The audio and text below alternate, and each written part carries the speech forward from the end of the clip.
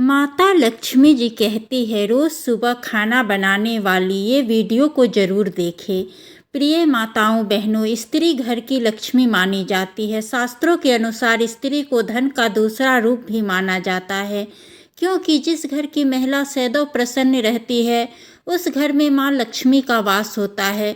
दोस्तों, अगर आपके घर पर भी आपकी माताएं बहनें सुबह उठकर जल्दी खाना बनाती है तो यह वीडियो आप सभी दोस्तों को देखना बहुत ही ज़रूरी है, क्योंकि इस वीडियो के माध्यम से आपको पता चल जाएगा कि वह कौन सा घर है जिस घर में माता लक्ष्मी ठहरती है और वह कौन घर कभी भी गरीबी के चपेट में नहीं आता। तो दोस्तों, चलिए आप सभी को एक छोटी सी कहानी के माध्यम से इसके पीछे का रहस्य को बताती हूँ। माता लक्ष्मी ने बताया है कि जिसे जानना आपके लिए बहुत ही महत्वपूर्ण है, जिसके घर की महिला सुबह जल्दी खाना बनाती है और यह 5 महत्वपूर्ण काम रोज करती है, तो उस घर में क्यों स्वयं माता लक्ष्मी जी वास करती है। भक्तों, एक समय की बात है, देवर्षि नारद जी आकाश मार्ग से होते हुए जा रहे थे। तब उन्होंने देखा कि एक व्यक्ति जो कि बहुत ही गरीब है, वह जमीन पर बैठकर रो रहा है और अपनी फसल को देखे जा रहा है। उस व्यक्ति को देखकर देवर्षि नारद जी बहुत ही प्रभावित हुए और सोचने लगे कि यह व्यक्ति तो बड़ा ही दुखी जान पड़ता है, मुझे इसके लिए कुछ करना होगा। वह मनुष्य अभी भी रो ही रहा था। तभी देवर्षि नारद जी उसके सामने जाकर प्रकट हुए और उस व्यक्ति से बोले कि हे पुत्र, तुम क्यों रो रहे हो? तुम्हारी इस करुणा में पुकार के पीछे क्या कारण है? जब उसे मनुष्य ने अपनी आंखें खोली तो देखा कि सामने स्वयं नारायण के सबसे बड़े भक्त देवर्षि नारद जी खड़े हैं। उस महिला ने देवर्षि नारद जी को प्रणाम किया और उसने अपनी व्यथा बताई। उस मनुष्य की व्यथा को सुनकर देवर्षि नारद जी सोच में पड़ गए कि मुझे इस मनुष्य की समस्या का समाधान तो करना ही है, तो क्यों न मैं इसकी समस्या के समाधान के लिए स्वयं माँ लक्ष्मी से जाके मिलूं और उनसे ही पूछ लूँगा कि माँ ने इस मनुष्य का घर क्यों छोड़ा, जिस वजह से ये गरीब हो गया। अब देवर्षि नारद जी उस मनुष्य को आश्वासन देते हुए कहते हैं कि मैं कुछ समय बाद तुम्हारे पास तुम्हारी समस्या का समाधान लेकर अवश्य उपस्थित होऊंगा। इसके बाद देवर्षि नारद जी वहाँ से अंतर्ध्यान हो गए, माता श्री लक्ष्मी के पास जाके प्रकट हुए। देवर्षि नारद जी को आया देखकर माता लक्ष्मी जी ने उन्हें प्रणाम किया और उनके आने का कारण पूछते हुए बोली, देवर्षि नारद जी, आप आज हमारे यहाँ किस प्रयोजन से पधारे हैं? तब देवर्षि नारद जी ने माता को प्रणाम करते हुए कहा, हे माते, आज जब मैं आकाश मार्ग में विचरण कर रहा था तब मैंने देखा कि एक मनुष्य अपने खेत में बैठकर विलाप कर रहा है। वह मनुष्य बहुत जोर जोर से विलाप कर रहा था। उसका ऐसा रोना मुझे देखा नहीं गया। मैं उसके पास जाकर उससे पूछा कि हे पुत्र, तुम क्यों रो रहे हो? तब उसने मुझे बताया कि हे प्रभु, पिछले ही महीने मेरी पत्नी का निधन हो गया। मेरी एक पुत्री है, वही मुझे खाना बनाकर खिलाती है, लेकिन मेरी पत्नी के मरने के बाद मैं दिन ब दिन गरीब होता जा रहा हूँ। पता नहीं क्यों मेरी पत्नी के मरने के बाद माँ लक्ष्मी मेरे घर को छोड़कर चली गई। मेरे खेत को कई जंगली जानवर खराब कर गए। मेरा अब कोई सहारा नहीं बचा। देवर्षि नारद जी फिर कहते हैं, हे माते, जब उस मनुष्य ने मुझे ऐसे करुण शब्द कहे तो मुझसे रहा नहीं गया और मैं इसी प्रश्न का उत्तर जानने के लिए आपके पास आया हूँ कि आपने उस मनुष्य का घर क्यों छोड़ा? ऐसा कौन सा पाप हो गया था उस मनुष्य से जिसकी वजह से आपने उसके घर को ही त्याग दिया? देवर्षि नारद जी की बात को सुनने के बाद माता लक्ष्मी कहती है, हे नारद जी, आपने मुझसे यह जो प्रश्न किया यह कलयुग की समस्त स्त्रियों के लिए बहुत ही लाभप्रद है। मैं तुम्हें आज एक कहानी के माध्यम से वह युक्ति बताने वाली हूँ जिसकी वजह से मैं मनुष्य के घर पर ठहरती हूँ, और अगर मनुष्य इस काम के विपरीत कार्य करता है तो मैं उसके घर को त्याग देती हूँ। अंत में मैं तुम्हें उस मनुष्य के बारे में भी बताऊंगी जिस वजह से वो गरीब होता चला जा रहा है। मैं तुम्हें जो कहानी सुनाने जा रही हूँ वह कहानी बहुत ही ज्ञान से भरी हुई है। इस कहानी को पूरा सुनने वाले मनुष्य के घर में मेरा वास होता है और इस कहानी में बताए गए नियमों को अगर कोई भी स्त्री परिणाम स्वरूप करती है तो मैं उसके घर में वास करती हूँ। अब देवर्षि नारद जी कहते हैं, हे माँ, कृपया आप मुझसे इस कहानी का अनुसरण करिए, क्योंकि मैं उस मनुष्य के वचन दे दिया है कि मैं तुम्हारी समस्याओं का समाधान लेकर तुम्हें बताने के लिए अवश्य ही आऊँगा। देवर्षि नारद जी मैं आपके वचन को झूठा नहीं होने दूंगी और उस मनुष्य के विषय में मैं आपको अंत में बताऊंगी। दोस्तों, अब माता लक्ष्मी जी कहती है, एक समय की बात है, किसी नगर में एक श्याम नाम का आलसी इंसान रहता था। वह इतना आलसी था कि खटिया पर जिस तरह करवट लेता था उसी करवट लेटा रह जाता। करवट बदलने में भी उसे परेशानी नजर आती थी। उसकी पत्नी बेचारी जब किसी काम के लिए उससे कहती थी तभी वह करवट बदलता और पत्नी की तरफ पीठ फेर कर पड़ा रहता। उसकी इन आदतों को देखते हुए पत्नी को विश्वास हो गया कि वह कभी कुछ नहीं कर पाएगा। एक दिन पत्नी ने बड़े ही प्रेम से उसे समझाया और बोली, मैं जानती हूँ कि तुम्हें खटिया से उठने में कष्ट होता है, लेकिन इस तरह एक ही करवट लेटे रहने से भी आदमी नकारा हो जाता है और आप बाहर भी नहीं जाना चाहते हो तो खटिया पर बैठे बैठे ही कुछ करते रहो। तब वह श्याम सोचने लगा, ऐसा कौन सा काम है जिसे खटिया पर बैठे बैठे ही किया जा सकता है। कुछ देर बाद उसकी समझ में बात आई। वह खुश होकर अपनी पत्नी से बोला, सुनती हो, मैंने बैठे बिठाए काम ढूंढ लिया है, अब चिंता करने की ज़रूरत नहीं है। तब उसकी पत्नी प्रसन्न हुई कि अब कुछ तो घर का काम होगा। उसने सब्जी की टोकरी में चाकू रखा और उसके आगे रखती हुई बोली, अब बैठे बैठे सब्जी काट डालो। अब सब्जी और चाकू देकर वह वहाँ से चली गई, किंतु आलसी ने तो उस ओर ध्यान ही नहीं दिया। थोड़ी देर बाद पत्नी जब सब्जी लेने पहुंची तो पाया कि पतिदेव खटिया पर बैठे हुए मक्खी गिन रहे हैं, 1 2 3 4। पत्नी ने देखा उनके बिस्तर पर 7 मक्खियां मरी पड़ी है। पत्नी को देखते ही अब श्याम उछलकर बोला, देखा मेरा कमाल, मैंने कितनी फुर्ती से 5-6 मक्खियों को मौत के घाट उतार दिया है। अब देखना तुम पूरे दिन में कितनी मक्खियां मार सकता हूँ। अब उस आलसी को तो अब यही धुन सवार हो गया। उसे जहाँ मक्खी दिखती वह वहीं पट से हाथ मार देता। कई बार तो अपनी गर्दन पर ही इतनी जोर से हाथ जमाया कि उसकी गर्दन टेढ़ी हो गई। कई बार पत्नी की नाक तोड़ दी। मक्खी मारने के चक्कर में उसने घर के बर्तन तोड़ डाले, क्योंकि श्याम ने प्रतिज्ञा कर ली थी कि कम से कम वो 1000 मक्खियाँ मार कर ही दम लेगा। जल्दी ही वह दिन भी आ गया जब उसकी प्रतिज्ञा पूरी हो गई। अब उस दिन आलसी ने सारे शहर का चक्कर लगाया, कंधे पर बांस का एक मजबूत डंडा रखा और खुशी से उछलता कूदता अपनी बहादुरी का बखान करता जा रहा था और चिल्लाता जा रहा था कि आज हजारों को मौत के घाट उतार आया हूँ। यह सुनकर लोग भयभीत हो गए। उन सभी को लगा कि उसने हजारों शैतानों को मौत के घाट उतार दिया है जो पास के जंगल में रहते थे। अब यह बात सारे शहर में हवा की तरह फैल गई। उसने हजारों को मौत के घाट उतार दिया। लोगों ने उसका नाम 1000 मारी रख दिया। आलसी महोदय जिस सड़क पर गली से गुजरते थे वहीं लोगों की भीड़ उमड़ पड़ती थी। सभी उस बहादुर को देखना चाहते थे जिसने हजारों शैतानों को मौत के घाट उतारा है। धीरे धीरे 1000 मारी सारे राज्य में प्रसिद्ध हो गया। कुछ दिनों के बाद उस राज्य पर एक दूसरे राजा ने अचानक हमला बोल दिया। राजा के पास उस समय कोई भी अच्छा सेनापति नहीं था।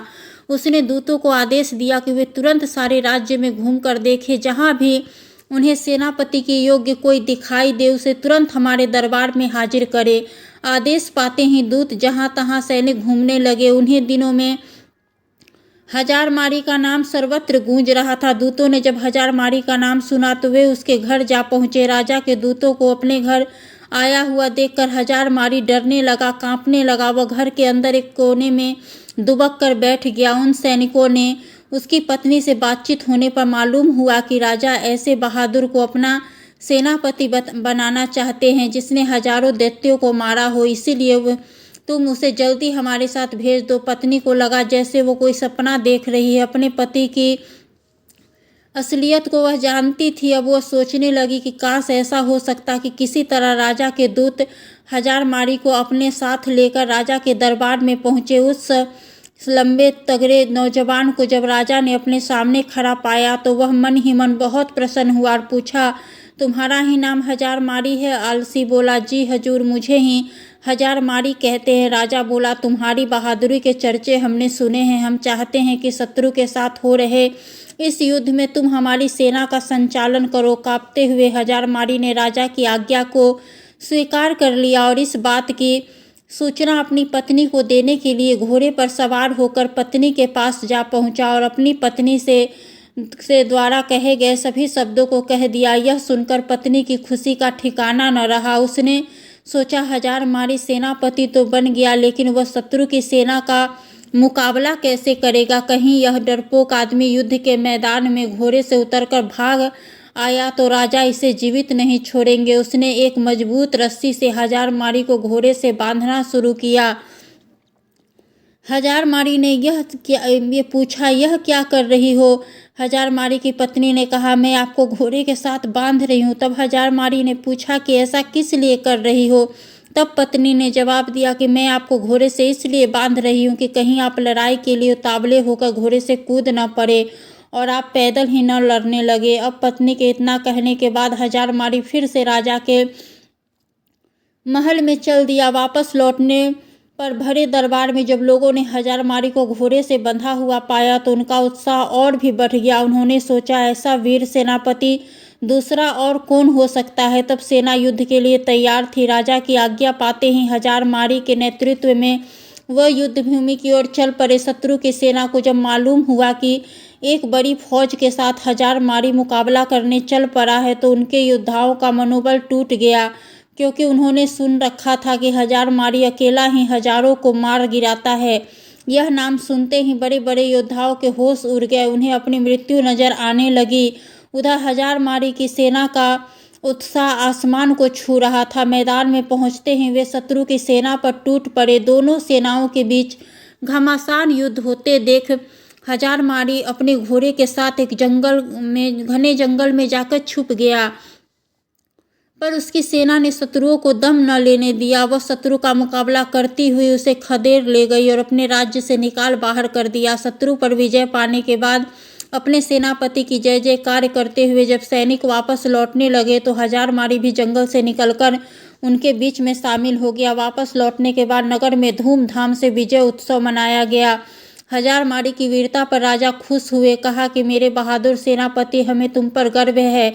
तुम्हारी अद्वितीय वीरता के कारण हमें विजय प्राप्त हुई है। इसके लिए पुरस्कार में हम तुम्हें 2000 स्वर्ण मुद्राएं देते हैं। साथ ही हमेशा के लिए तुमको हम अपनी सेना का प्रधान सेनापति नियुक्त करते हैं। यह घोषणा सुनकर हजारमारी बहुत ही प्रसन्न हुआ। इसके बाद राजा ने पूछा कि बहादुर सेनापति हजारमारी, आप हमें यह बताइए कि आप इतना बहादुरी भरा काम इतनी आसानी से कैसे कर लेते हैं? तब हजारमारी ने बड़े ही गर्व के साथ जवाब देते हुए कहा, हे राजन, यह जो कुछ भी हुआ यह सब मेरी समझदारी और बहादुर पत्नी की वजह से हुआ है। इसमें एक बहुत ही गुप्त राज छुपा हुआ है जिसे मैं आपको अकेले में ही राजमहल से बाहर अपने घर पर ही बताना चाहूँगा। राजा ने पूछा कि सेनापति हजारमारी, यह बताओ कि तुम यहाँ वह गुप्त बात क्यों नहीं बता सकते हो? उसने कहा, यही तो मेरी सफलता का राज्य है जिसे मैं सबके सामने नहीं बता सकता। आपको मेरे साथ बाहर मेरे घर पर चलना पड़ेगा। राजा ने कहा, ठीक है, मैं तुम्हारे साथ राजमहल से बाहर तुम्हारे घर जाने के लिए तैयार हूँ। तब राजा और सेनापति दोनों एक साथ राजमहल से सेनापति हजारमारी, जिसका नाम कभी श्याम था, उसके घर पे गए। जब वो घर पहुँचे तो उन्होंने देखा कि सेनापति हजारमारी की पत्नी अपने घर में बैठी अपने पति का इंतजार कर रही थी। जैसे ही हजारमारी की पत्नी ने सुबह सुबह अपने पति और राजा को घर पर आया हुआ देखा, वह तुरंत उठी और राजा साहब के सम्मान के लिए व्यवस्था करने में जुट गई। फिर राजा का बड़े ही सम्मान के साथ स्वागत सत्कार किया और वह खाना तो बना ही चुकी थी, तभी उसने राजा साहब को खाने के लिए भी चौकी सजा दी और राजा साहब को सुबह सुबह ही अच्छा खाना खिला दिया। अब हजारमारी बोला, हे महाराज, अब तो आपने देख ही लिया होगा और समझ ही गए होंगे कि मेरी जीत का असली राज्य क्या है। तब महाराज ने कहा, सेनापति जी, आप कहना क्या चाहते हैं? तब हजारमारी ने कहा, महाराज, जैसा कि हम सभी को पता है कि जिस घर की महिला सुबह प्रातः काल ब्रह्म मुहूर्त में उठ जाती है उसके घर में कभी भी लक्ष्मी की कोई कमी नहीं होती और उसके यहाँ लक्ष्मी का वास होता है। और वही जिस घर की महिला सुबह सुबह जल्दी खाना नहीं बनाती उस घर की कभी भी तरक्की नहीं होती। अब हजारमारी आगे कहता है, महाराज, हम सभी लोग यह जानते हैं कि जिस घर में सुबह जल्दी खाना बन जाएगा तो उस घर की तरक्की कुछ ऐसी ही होती है। सुबह जल्दी खाना बनेगा तो घर के बच्चे जल्दी स्कूल के लिए भी चले जाएंगे और यदि कोई व्यक्ति कहीं काम करता है या फिर किसी को कोई ज़रूरी काम है तो वह घर के सभी खाली पेट भर जाएगा। वह कभी भी खाना खाने के बाद जा सकता है और अपना पूरा काम पूरी लगन और मन से कर सकता है। तो सुबह सुबह जो भी स्त्री जल्दी खाना बना लेती है उसके घर में तरक्की होना बिल्कुल ही तय है। मित्रों, हजारमारी ने फिर राजा से जो भी उसके जीवन में अपनी पत्नी के प्रति सहायता की बातें जितनी भी थी और वह युद्ध में किस प्रकार से जीता था, यह सब राजा को बता दिया। राजा साहब यह सब जानने के बाद कहते हैं, आपने बिल्कुल सही कहा सेनापति जी। जिस घर की महिला सुबह जल्दी ब्रह्म मुहूर्त में उठकर सारे घर के कार्य कर लेती है और सुबह जल्दी खाना बना लेती है, उस घर की तरक्की तो तय है। इसके बाद राजा ने हजारमारी की पत्नी को ढेर सारी अशर्फियाँ और जवाहरात से सम्मानित किया। अब माता लक्ष्मी जी कहती है, देवर्षि नारद जी, अब तो आपको अच्छी तरह से समझ में आ गया होगा कि किसी भी घर की तरक्की के लिए महिला का योगदान सर्वोपरि होता है। और कहते हैं ना कि किसी भी कामयाब व्यक्ति के पीछे किसी महिला का हाथ जरूर होता है। और घर की महिला यदि चाहे तो घर को स्वर्ग बना सकती है और चाहे तो नर्क है। देवर्षि नारद, अब मैं तुम्हें बताती हूँ कि उस मनुष्य के घर पर गरीबी क्यों पसरी हुई है और मैंने उसके घर से प्रस्थान क्यों किया। क्योंकि उस मनुष्य की पत्नी के मरने के बाद उसकी पुत्री समय पे कोई कार्य नहीं करती है। वह सुबह 8 बजे तक उठती है और 10 बजे तक खाना बनाया करती है। न कोई पूजा पाठ करती है, न ही धर्म में से चलती है। वह अपने मासिक धर्म के दौरान भी खाना बनाती थी। इसीलिए ही मैंने उस मनुष्य के घर को छोड़ दिया। इस वजह से ही वह मनुष्य अब गरीब है। अब देवर्षि नारद जी माता लक्ष्मी की इतनी बातें सुनने के बाद कहते हैं, माता, आपका मुझे इस कथा के माध्यम से और उस मनुष्य के जीवन के बारे में निष्कर्म प्रदान करने के लिए आपका धन्यवाद।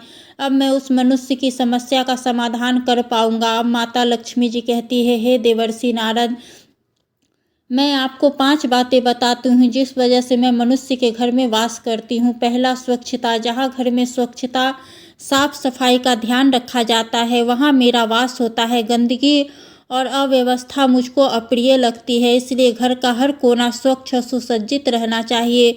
दूसरा है सत्कार और सम्मान। जहाँ घर के सदस्यों और अतिथियों का आदर सत्कार होता है वहाँ मैं प्रसन्न और खुश रहती हूँ। अतिथियों के स्वागत और सेवा में तत्पर रहने वाले हमेशा ही मेरा आशीर्वाद पाते हैं। तीसरा है धार्मिकता और पूजा। जिन घरों में नियमित रूप से पूजा पाठ होता है वहाँ मैं वास करती हूँ। विशेष रूप से लक्ष्मी पूजा, दीपावली और शुक्रवार के दिन मेरी पूजा करना अत्यंत ही आवश्यक है। मैं इस दिन प्रसन्न होती हूँ। चौथा है परिश्रम और ईमानदारी। जहाँ परिश्रम, ईमानदारी और धर्म के मार्ग पे चलने की प्रवृत्ति होती है वहाँ पे मैं निवास करती हूँ। आलस्य से मैं दूर चली जाती हूँ। 5वां है धन और दान। जहाँ लोग धन का सदुपयोग करते हैं, ज़रूरतमंदों की सहायता करते हैं और धार्मिक कार्यों में दान करते हैं, उन पर मेरी कृपा बनी रहती है। माता लक्ष्मी की इतनी बात सुनकर देवर्षि नारद जी माता लक्ष्मी को प्रणाम करते हैं और वहाँ से अंतर्ध्यान हो जाते हैं और उस मनुष्य को जाकर सारी बातें बताते हैं। वह व्यक्ति अब देवर्षि नारद जी के बताए हुए रास्ते पर चलता है। इस वजह से अब धीरे धीरे उसके घर में भी माता लक्ष्मी का प्रवेश होने लगता है। वह भी अब एक खुशी जीवन जीने लगता है। दोस्तों, आपको हमारी आज की यह वीडियो कैसी लगी हमें कमेंट करके ज़रूर बताएं और इस वीडियो को ज़्यादा से ज़्यादा लोगों में शेयर भी ज़रूर करें। आप सभी का वीडियो को यहाँ तक देखने के लिए बहुत बहुत धन्यवाद।